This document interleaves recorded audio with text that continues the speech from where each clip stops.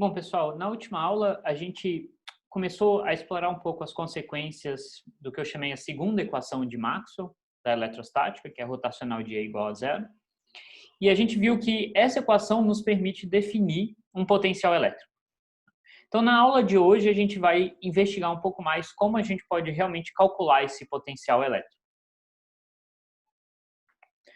Bom, então a gente viu que, dessa equação a gente tirou três resultados bem importantes. O primeiro é que essa integral de linha aqui, que mais para frente a gente vai conectar com o trabalho exercido pela força elétrica, ele independe do caminho. Essa integral independe do caminho.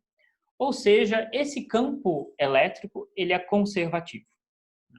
E além disso, portanto, isso nos permitiu definir uma função, tá? V de R, que a gente chamou de potencial elétrico, que é dado por essa integral, lembrando sempre que tem um sinal de menos aqui na frente. Hoje a gente vai entender por que esse sinal de menos. Mas ele é definido por essa integral. Na verdade, não é a função, mas a diferença, da função entre dois pontos. É dado por essa integral. E a gente, obviamente, não precisa especificar o caminho dessa integral, já que ela independe do caminho. E, além disso, a gente viu que daqui a gente poderia demonstrar isso aqui, eu não demonstrei para vocês, mas não é difícil de demonstrar, que o campo elétrico pode ser calculado como menos o gradiente dessa função.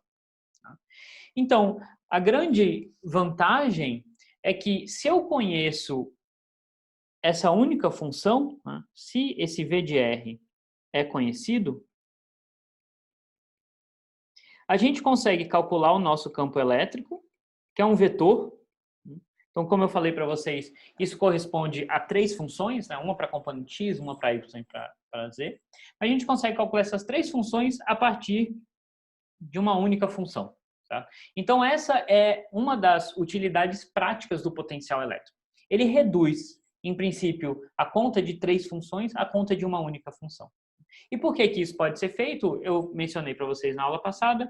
A gente pode trocar o cálculo de três funções pelo cálculo de uma, simplesmente porque isso aqui impõe vínculos sobre o meu campo elétrico. Então, essas três funções não são, de fato, independentes. Elas estão relacionadas entre elas e a gente pode, portanto, trocar o cálculo delas para o cálculo de uma única função desse potencial V.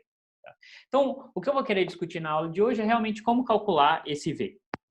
Obviamente, eu posso sempre calcular ele por aqui, mas não faz muito sentido, eu estaria andando em loops, Eu só posso calcular o meu V assim se eu conhecer o meu campo elétrico.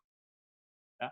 Então, se eu quero usar o V para calcular o campo elétrico, eu não posso usar sempre essa expressão, senão eu já preciso saber da resposta para poder calcular o V. Então, a gente vai ver como é que, de fato, o V pode ser útil. Tá? Mas, antes disso, a gente tem que prestar atenção em alguns detalhes bem importantes dessa função V. A primeira observação importante é que o V em si não é algo que a gente mede. A gente não consegue medir esse potencial elétrico. A gente só consegue medir diferenças de potencial elétrico. Tá? O campo elétrico não. O campo elétrico, em princípio, a gente pode medir. Certo? Imagina ter um campo elétrico no espaço, eu coloco uma carguinha nesse ponto do espaço, eu consigo medir a força que essa carguinha está sofrendo. Certo? E, portanto, eu consigo medir diretamente o campo elétrico. O potencial não. O potencial não é um observável físico. Somente diferenças de potencial são observáveis. Tá? Então, a gente vê que existe uma certa ambiguidade na definição do potencial. Eu posso ter duas definições que me correspondem exatamente ao mesmo problema físico.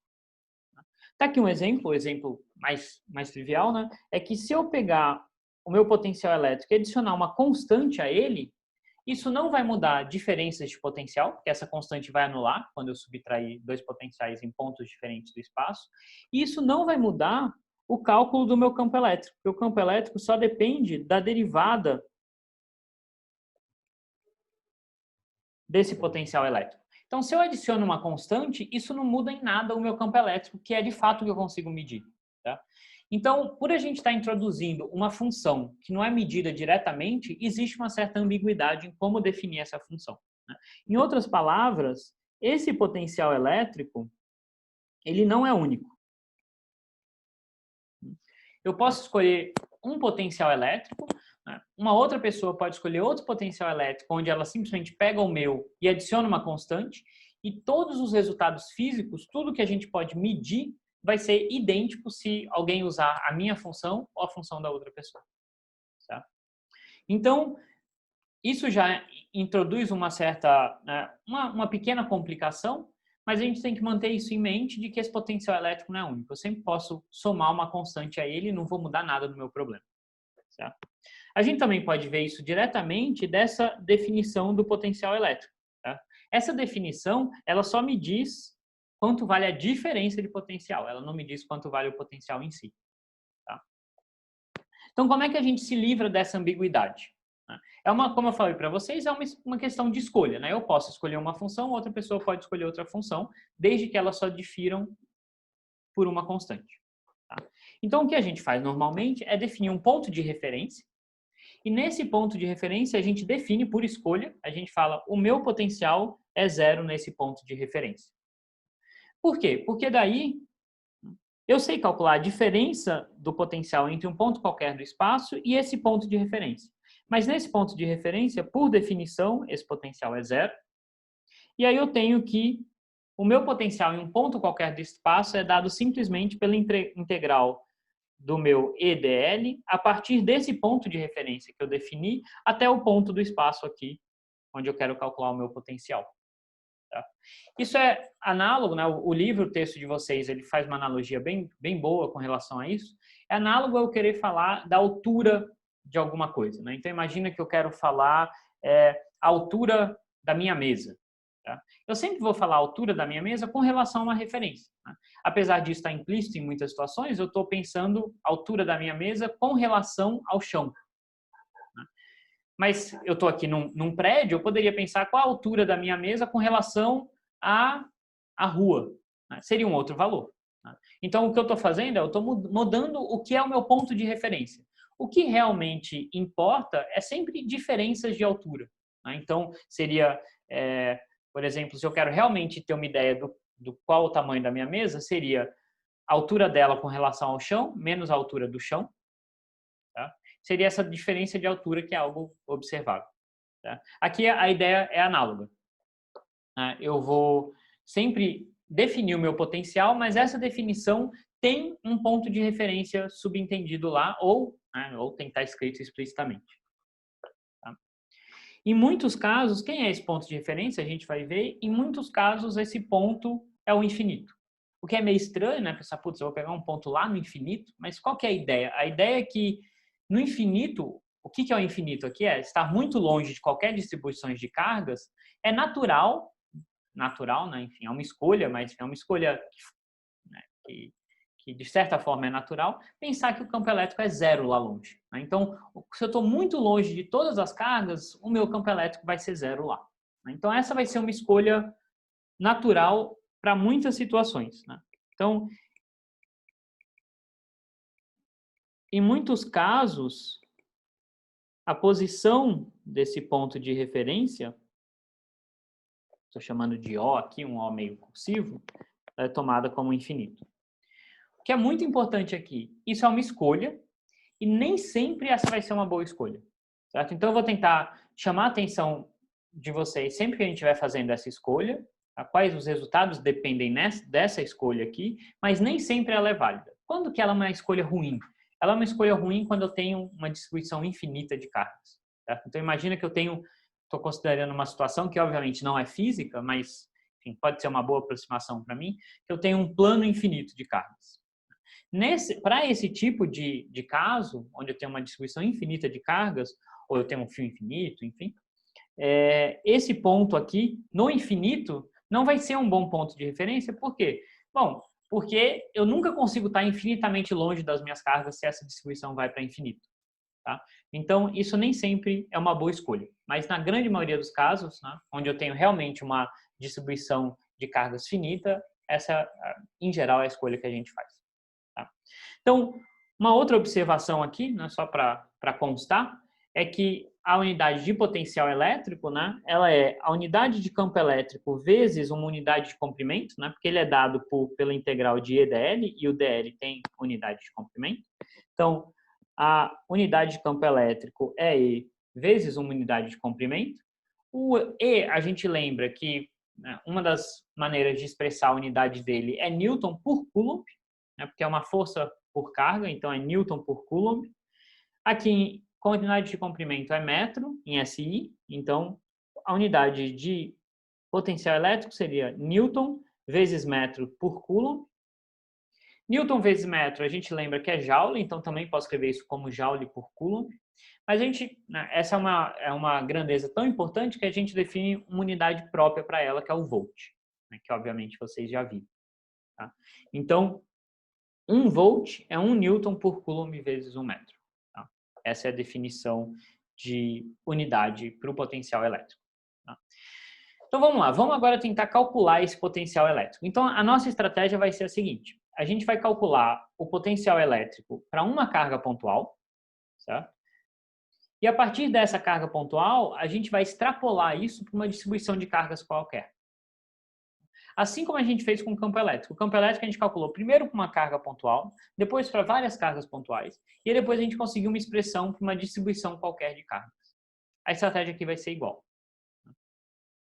A vantagem, obviamente, como eu já falei diversas vezes, é uma vez que eu tenho uma expressão geral para o meu potencial elétrico, isso vai ser muito mais fácil de calcular do que a expressão geral para o meu campo elétrico. Tá? Então, nesses casos, é mais fácil calcular o potencial, e aí a gente tira o gradiente do potencial e obtém o campo, em vez de calcular o campo diretamente. Então, vamos lá, vamos começar com esse probleminha de uma carga pontual, e eu vou colocá-la na origem só para simplificar ainda mais o meu resultado. No finalzinho, a gente generaliza para uma carga fora da origem. Tá? Então, a gente sabe, para uma carga na origem, eu vou ter o campo elétrico apontando radialmente para fora, né? Estou assumindo aqui que a minha carga é positiva, se fosse negativa, estaria apontando para dentro. E a expressão do meu campo elétrico é carga sobre 4πε0, 1 sobre r ao quadrado, em coordenadas esféricas, na direção do versor rzinho, também coordenadas esféricas. E aí eu quero saber qual é o potencial elétrico em um ponto P aqui qualquer. Certo?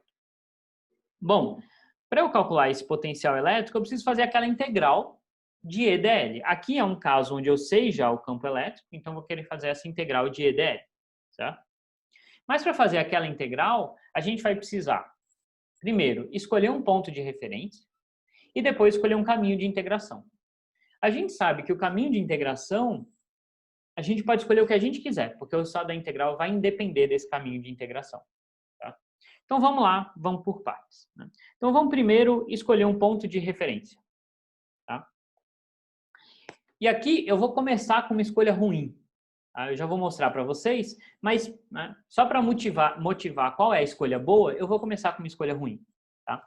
Então vamos escolher um ponto de referência que, de novo, eu posso escolher o que eu quiser, certo? Desde que eu fale o meu potencial é tal, assumindo esse ponto de referência como zero. Né? Então eu vou escolher esse ponto de referência onde, por definição, o meu potencial vai ser zero aqui. Né? Então é um ponto aqui no eixo Z. Tá? Então a posição desse meu ponto de referência é uma certa altura h da origem na direção do meu eixo Z, certo? Então esse é o meu vetor posição do ponto de referência, tá? Estou chamando aqui de um RO. Tá? E aí vamos supor que eu tenho um ponto qualquer no espaço, né? Pode ser um ponto qualquer, que o vetor posição dele vai ser um vetor R aqui. Eu quero calcular o potencial elétrico aqui. Ou seja, eu preciso fazer aquela integral de caminho do meu ponto de referência até esse ponto P. Quando eu fizer essa integral, eu sei que o resultado dessa integral vai ser o meu potencial elétrico no ponto P, onde foi assumido que esse é o ponto de referência. Tá? Então aqui eu mostrei três escolhas de caminho. Eu poderia pegar um caminho arbitrário qualquer aqui, que vai de O até P. Poderia pensar, posso fazer algo como uma linha reta. Né? No meu desenho aqui, o meu P parece que ele está na mesma altura do O, mas isso é só porque o meu desenho está ruim, certo? O P poderia estar em qualquer altura, em qualquer ponto do espaço. Ou então eu posso ter um terceiro caminho onde eu vou andando no eixo Z até a origem e depois eu ando radialmente da origem até P. Tá? E vai ser esse o caminho que a gente vai escolher. Por que que essa é a melhor escolha de caminho? Tá? Bom, ela é a melhor escolha simplesmente por uma conveniência matemática. Né? Na hora de eu fazer a conta, o meu campo elétrico, a gente sabe que ao longo desse caminho ele está apontando sempre na direção do eixo Z. Então, o meu caminho está antiparalelo ao meu campo elétrico. Então, a integral vai ser fácil. Tá? E quando eu for andar radialmente até P, né, o meu caminho vai estar radial ao ponto P. Certo? Então, vamos lá. Tá? Vamos tentar fazer essas integrais de novo com certo cuidado. Eu vou um pouco mais rápido aqui, mas só para a gente lembrar um pouco como é que a gente faz essas integrais de caminho. Tá? Então, eu tenho que parametrizar o meu caminho. Eu vou quebrar a integral em duas partes. Né? Uma onde eu vou de O até a origem. E a segunda parte vai ser quando eu vou da origem até P. Tá? Então, no primeiro caminho, eu estou andando na direção Z. Então, eu vou fazer essa seguinte parametrização. Imagino que eu tenho um parâmetro lambda, né, que vai de 0 até h mais um epsilonzinho. Daqui a pouco eu comento porque eu adicionei esse epsilonzinho aqui. Certo? Mas esse lambda é o meu parâmetro do meu caminho. Eu estou andando de 0 até um valor h. A minha coordenada z vai ser dada por h menos lambda. Então, quando lambda é 0, que é o começo do meu caminho, eu estou em h, eu estou aqui em cima. E quando lambda for h, eu estou no 0. Tá? Então, é só uma outra maneira de eu parametrizar esse caminho que eu estou escrevendo. Né? A ideia geral é escrever x, y e z em função de um parâmetro que vai variar, muitas vezes a gente escolhe de 0 até um certo valor. E esse parâmetro é o que me diz como eu estou percorrendo o meu caminho. Então, nesse caso aqui, né, a derivada de z com relação a lambda é menos 1. Então, isso me dá menos d lambda na direção z. Que é o esperado, né? Eu espero que o meu caminho, de fato, aponte para baixo. Por isso, ele está na direção menos z. E a segunda coisa, para eu calcular essa integral, eu preciso escrever quanto vale o meu campo elétrico nesse caminho, em um ponto qualquer desse caminho. Bom, como as minhas coordenadas x e y é 0, o meu campo elétrico, né, vai ser Q sobre 4π epsilon 0, 1 sobre z quadrado, porque aqui o meu R é só o z, né, então vai ser 1 sobre z quadrado na direção de z chapéu.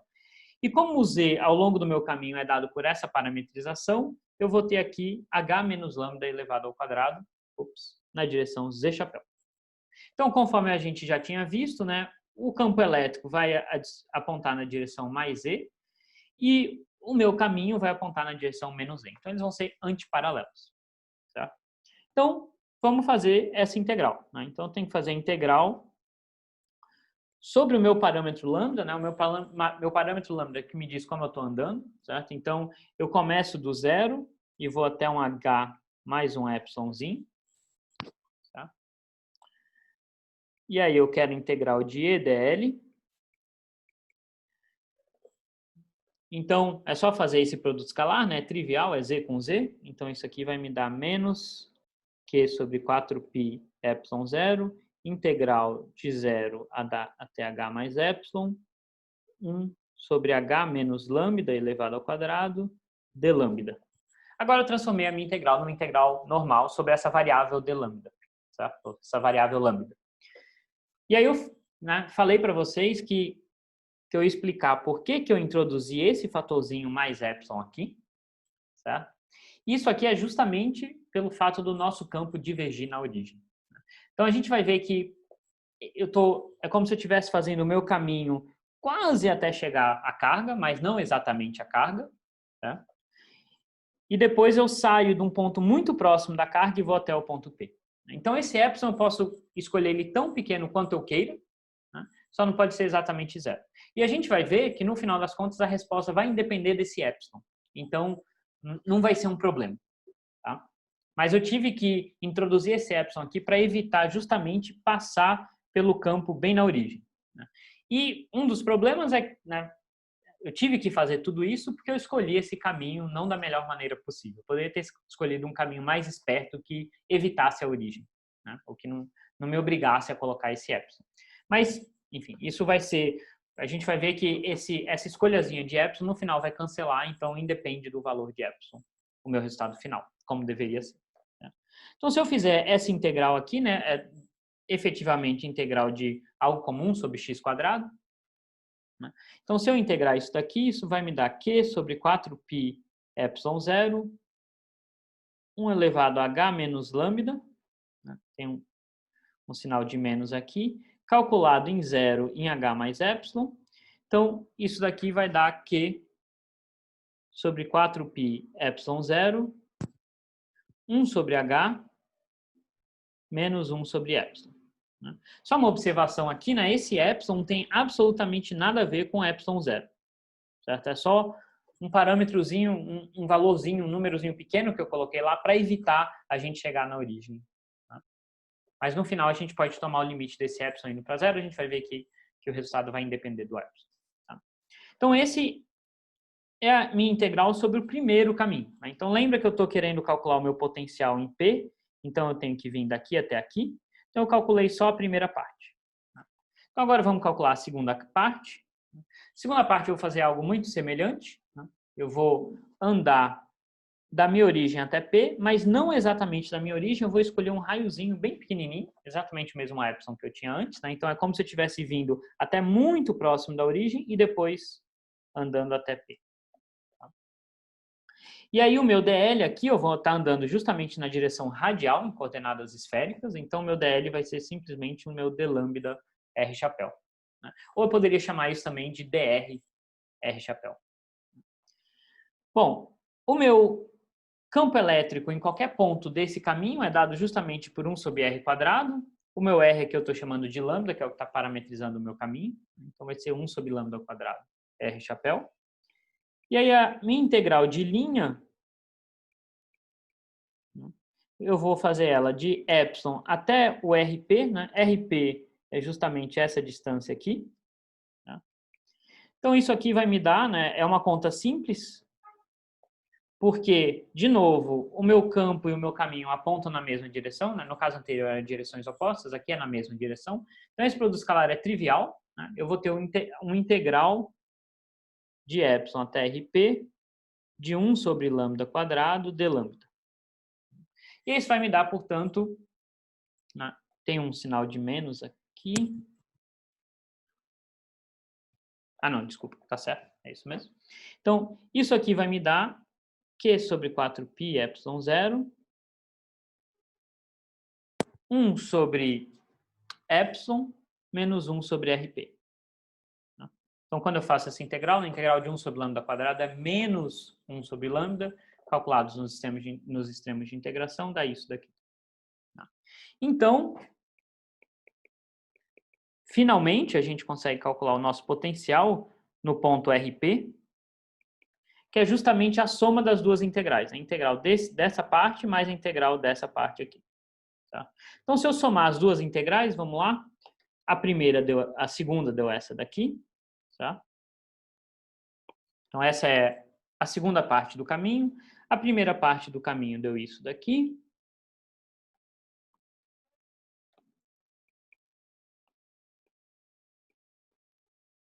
E aí eu vou ver que eu vou poder simplificar bastante. Né?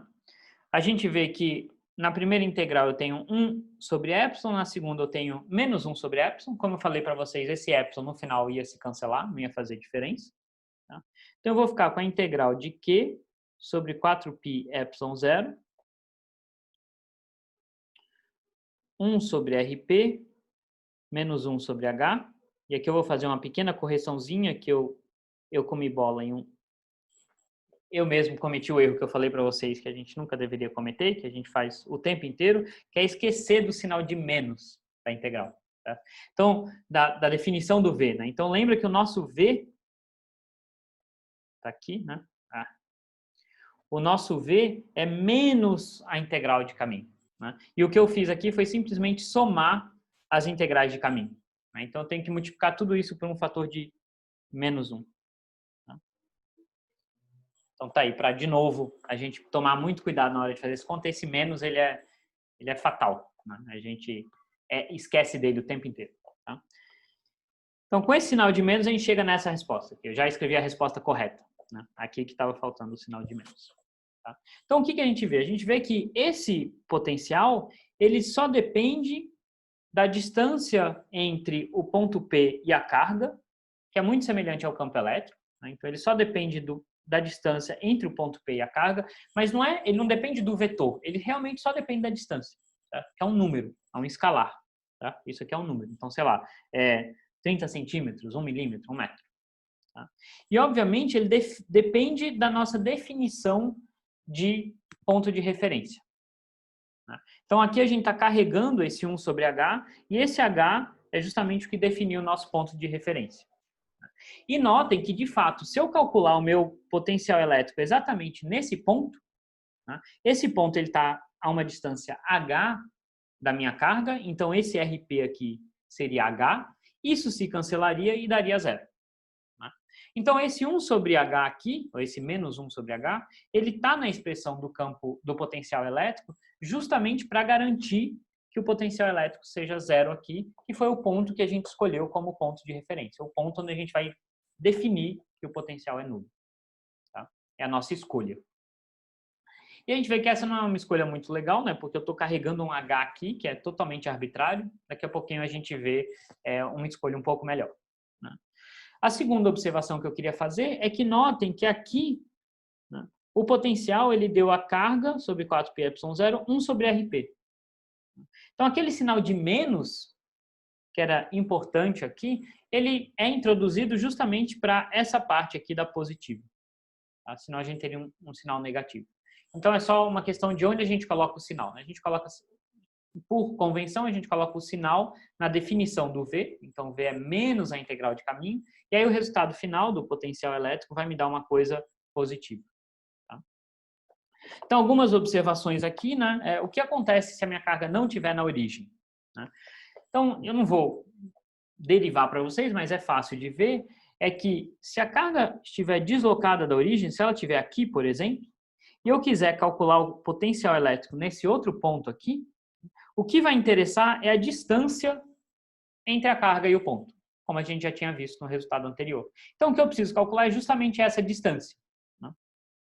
Então, em vez de 1 sobre RP, vai ser módulo do vetor posição do ponto do espaço, onde eu quero calcular, menos o vetor posição da carga.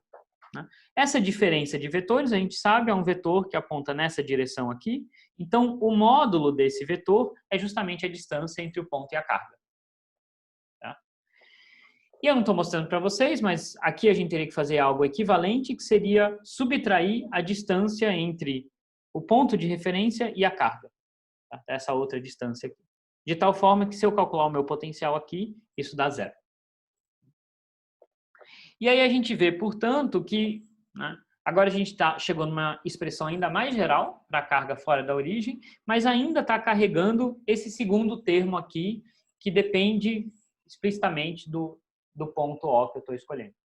E aí a melhor escolha que a gente tem para fazer aqui, como eu já tinha falado para vocês, é escolher um ponto O onde esse termo desapareça, porque aí vai simplificar muito a minha expressão. A expressão só vai ter um termo para eu ter que lembrar. Né? Então o que a gente vai fazer é escolher um ponto de referência muito longe da carga, por exemplo, pode ser no eixo Z, mas indo lá para infinito, tá? De tal forma que esse segundo termo aqui vá para zero. Ou seja, esse R seja muito menor que o RQ, ou desculpa, esse R seja muito maior que o RQ, então isso vai dar 1 sobre um número muito grande que vai para zero no limite em que esse O vai para infinito. Então, é uma escolha pode parecer um pouco artificial, né? Estou escolhendo um ponto lá no infinito, mas enfim, é a escolha que mais simplifica os resultados. Então, com essa escolha, o nosso potencial vira somente essa expressão aqui, que parece muito com a expressão do campo elétrico, mas tem diferenças fundamentais. A primeira diferença é que isso aqui é um número, certo? Isso é uma função escalar. Né? Se eu sei onde está a minha carga e eu sei em que ponto do espaço eu quero calcular esse potencial elétrico, né? Isso aqui vai ser um número, tudo isso daqui vai ser um número, não vai ser um vetor. Né? Então, como a gente já tinha mencionado várias vezes, esse potencial elétrico ele é um escalar, ele é um campo escalar ou uma função. Tá? Você joga o valor da posição aqui, isso te devolve um número. Então, isso é muito diferente do campo elétrico, que era um vetor. Né? A gente lembra que no campo elétrico, aqui em cima, aparecia justamente a diferença de vetores, que é um vetor.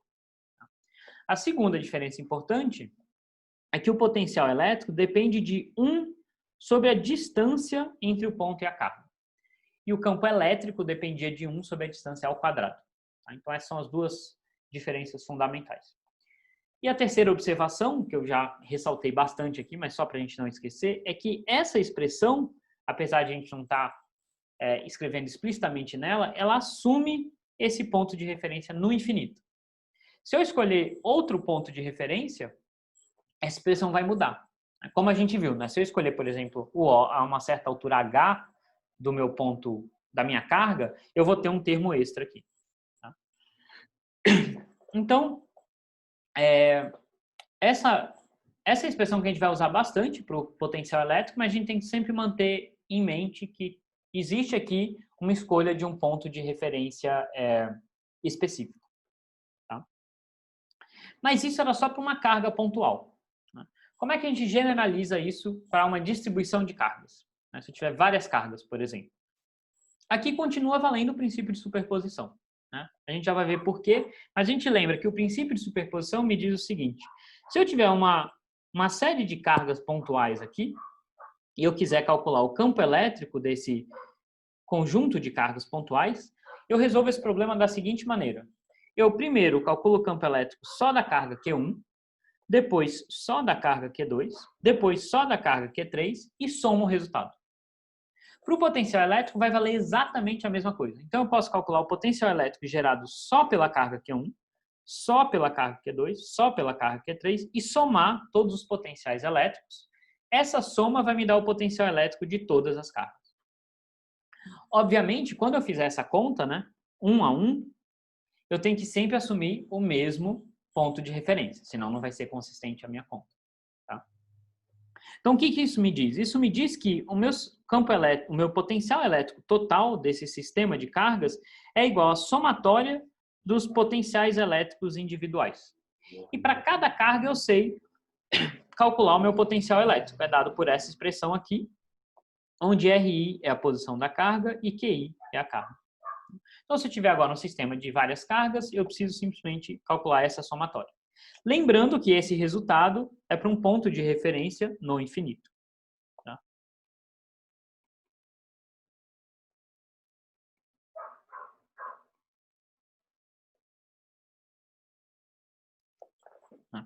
Sempre lembrando que isso está implícito nesse resultado. Né? Mas olha o que a gente conseguiu construir agora. Né? Agora, se eu tenho uma série de cargas pontuais, eu já sei direto calcular o potencial elétrico. Eu não preciso mais passar por aquele passo de fazer integral e conhecer o meu campo elétrico e assim por diante. Basta eu calcular o potencial elétrico, que é muito mais fácil do que o campo elétrico. Porque isso aqui é uma soma de números e o campo elétrico é uma soma de vetores. Tá? Então, né, nessa linha de cima eu estou somando vetores, na linha de baixo eu estou somando números. São muito mais simples. Tá? Por isso que essa expressão é super conveniente para a gente. Então, é muito mais fácil a gente calcular isso aqui primeiro, depois a gente calcula o gradiente desse resultado e obtém o campo elétrico. Tá? E a última coisa que a gente precisa fazer é generalizar isso para uma distribuição contínua de cargas. Né? E aí, né, é exatamente o mesmo raciocínio que a gente fez para o campo elétrico, então só vou falar o resultado para vocês. Né? A gente pensa que, em vez de eu estar somando um monte de carguinhas discretas, essa soma de várias carguinhas vira uma integral no limite contínuo. Tá? Então, aqui eu tinha soma de QIs. Aqui eu posso imaginar que cada carguinha é um dq dado por ρdV. Então, isso vai virar uma integral de ρ sobre o volume, se eu tiver uma densidade volumétrica, uma distribuição volumétrica de cargas.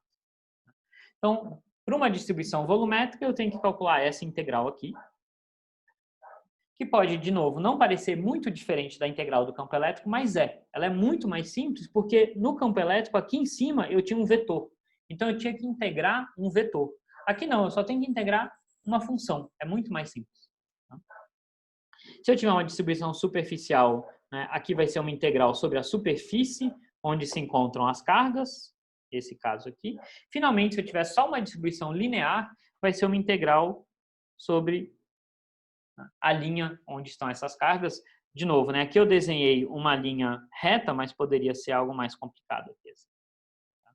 E essa distribuição de cargas, acabei de ver que tem um errinho aqui, ela é dada ao longo do caminho onde estão as cargas, um DL'. Novamente, estou insistindo nisso aqui para a gente manter isso em mente, todas essas expressões elas são baseadas na escolha de uma referência, que é o infinito. Em alguns casos particulares, como eu já adiantei para vocês, por exemplo, plano infinito, um fio infinito, essa é uma péssima escolha. E se vocês tentarem fazer a conta, né, escolhendo isso daqui, vocês vão chegar numa integral divergente. Tá? Então, para certos casos, a gente não pode aplicar direto essa expressão aqui, e a gente vai ter que escolher um outro ponto de referência. Tá? Então, agora a gente tem todo o ferramental necessário para calcular o potencial elétrico. Tá? E esse potencial elétrico é mais fácil do que calcular o campo elétrico. Então, dado uma distribuição de cargas, a gente calcula o potencial elétrico, tira o gradiente, tem o campo elétrico, e aí, finalmente, se a gente quiser calcular uma força, a gente sabe que vai ser a força que esse campo elétrico vai gerar sobre uma carga Q, vai ser Q vezes o campo elétrico. Tá bom? Então, na próxima aula, a gente vê como esse potencial elétrico se conecta com o conceito de energia e conservação de energia. Bom, tchau, tchau.